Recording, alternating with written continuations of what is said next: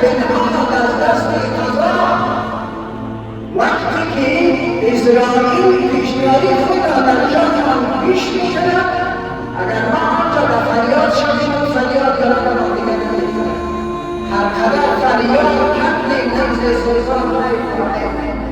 خدایا نفهمیدم، خدایا ندانستم، خدایا علما برای من نگفت، خدایا علما در دروازه‌هامان نیامد، در خانه‌هامان نیامد، در مجلسمان نیامد، در صحبتمان نیامد. ما نادان ماندیم، ما ناخوان ماندیم.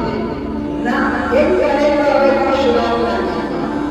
امام ابو حنیفه رضی الله عنه مسلک و مشرب و مذهب و عقیده‌اش برای کسی در قله جبال در سر کوه زندگی می‌کند، دعوتی برایش نرسیده است، عالمی برایش نرسیده است، هیچ پیغام الهی برایش نرسیده است. آیا خداوند از این انسان می‌کند یا نمی‌کند؟ برای انسان می‌کند. عالم نرسید، مبلغ نرسید، خدا عالم در وجود انسان و انسان جایگاه کرده. عقل انسان عالم برای انسان. خداوند همه شما توفیق و هدایت نصیب کند.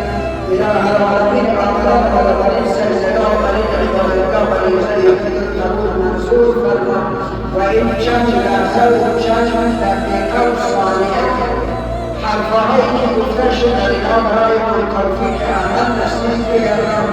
یا العالمین مشکلات دین دنیا و آخرت ما به آسان بگردن. یا برای خیر برای اقلامی در زمان ما بسازد. از خیر